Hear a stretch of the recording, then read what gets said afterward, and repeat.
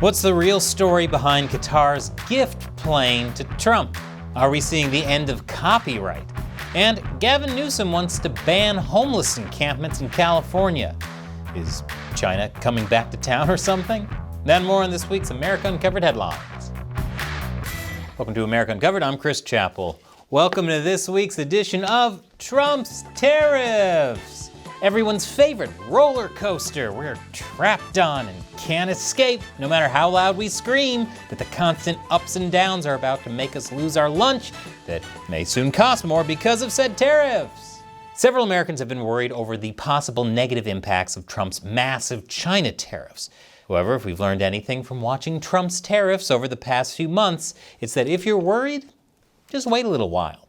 Because after Trump announced a 90-day suspension of the China tariffs, the stock market skyrocketed from the crater the tariffs put it in. For a more in-depth look at the tariff suspension, check out this video from my twin brother, China Uncensored's Chris Chappell. So for now, the stock market is up. However, if we've learned anything from watching Trump's tariffs over the past few months, if you're elated, just wait a little while.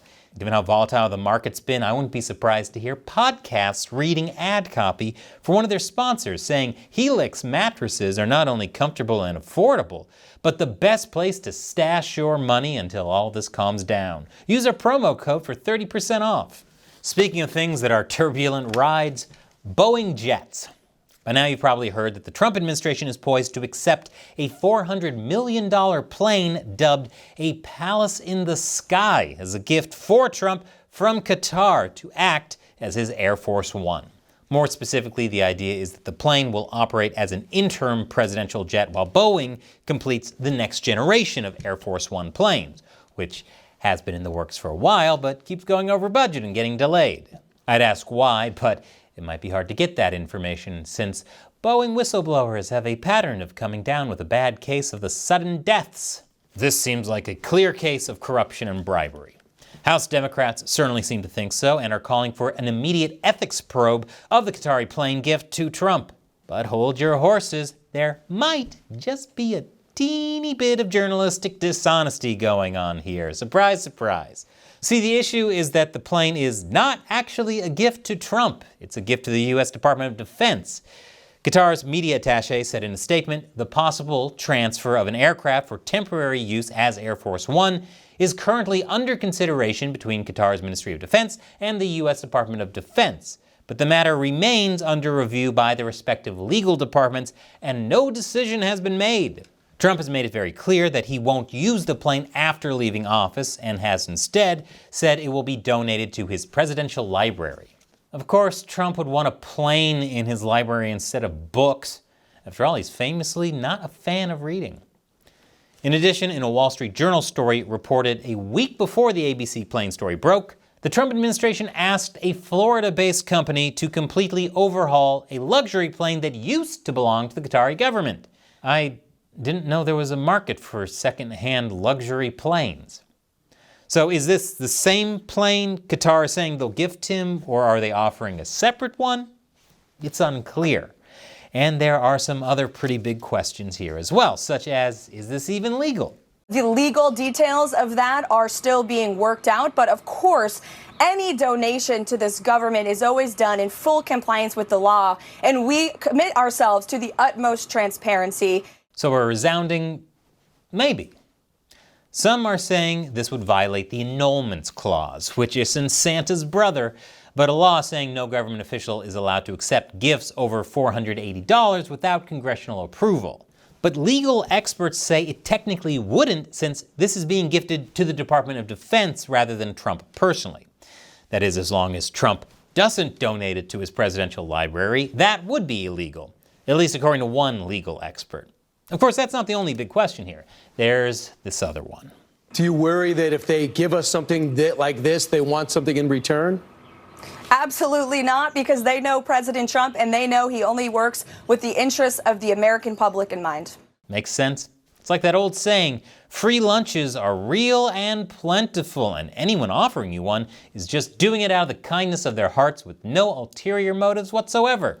And somewhere, Clarence Thomas is probably thinking, friends just give each other lavish gifts. It's totally normal and not at all suspicious. As for whether or not Trump will accept this flying free lunch, here's what he had to say.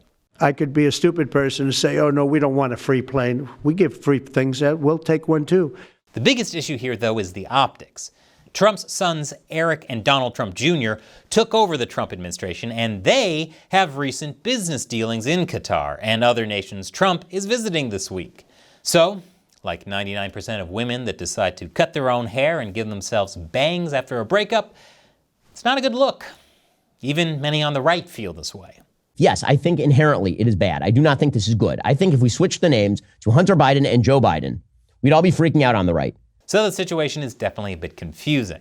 And no matter what, any plane intended for use as an interim Air Force One will have to be stripped down, checked for bugs, upgraded with president-specific hardware, and completely refurbished, which will cost hundreds of millions of dollars. Given all that, honestly, I don't know why Trump just doesn't wait for Boeing to finish up. I mean, what's the worst thing that can happen on a Boeing plane? When it comes to the possibility of working with them, Trump should keep the door open.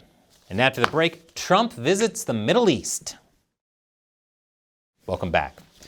President Trump visited the Middle East this week, which I'm sure was super relaxing, since the Middle East is known for being super chill throughout history. Trump met with 3 of the world's richest nations, Saudi Arabia, the United Arab Emirates, and Qatar. These nations are looking to deepen ties with the U.S. through trade, investments, and security agreements. And in return, Trump is looking to make deals to help the U.S. economy. The White House announced Saudi Arabia pledged to invest $600 billion in a series of deals with the U.S. I hope one of these deals includes the orb. Maybe he can use one of the 3 wishes on the thing to stabilize the stock market. This thing does grant wishes, right? I guess Trump is an originist. That's a deep cut. Let me know in the comments if you get the reference.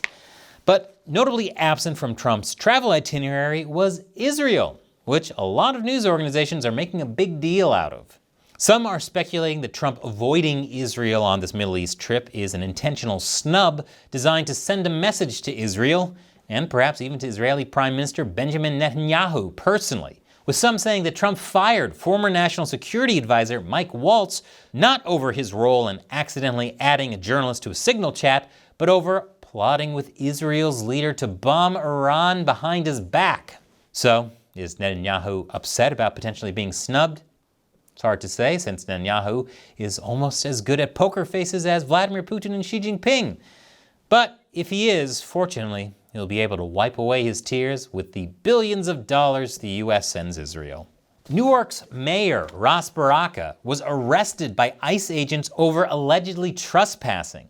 Baraka, along with many others, including politicians, were protesting the opening of a new ICE detention facility in New Jersey. He was released hours after being taken into custody. The Department of Homeland Security said they would have facilitated a tour of the site had Baraka asked for one, but said he didn't. Meanwhile, Baraka claims he did nothing unlawful.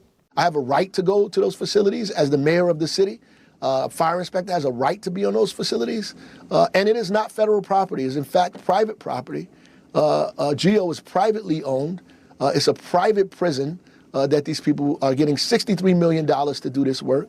And they have to abide by local laws. Wait, you have a right to be on private property? Apparently, I have no idea what the word private means. But Baraka should see this as a positive, because he's running for governor of New Jersey. If he got a mugshot, he could release it to the public. That's worked wonders in getting politicians elected to other positions. Speaking of Trump, though to be fair, when is anyone anywhere not speaking of him? Trump signed an executive order calling for drug prices in America to be cut by 30 to 80% almost immediately. He said the U.S. is subsidizing medicine for other countries, and the purpose of this order is to ensure the U.S. pays the same price for the same medicine as the nation that pays the lowest price. Man, I didn't know it was that simple. Why didn't politicians do this years ago? Besides, the obvious reasons. Well, the thing is, it might not be that simple.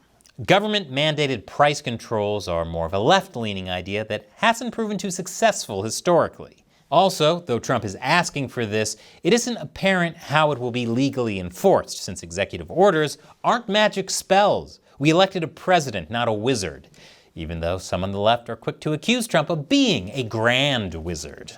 Last month, Elon Musk and Jack Dorsey called for the abolition of intellectual property laws, claiming them barriers to innovation, particularly in AI. And this week, Trump fired the director of the U.S. Copyright Office, Shira Perlmutter.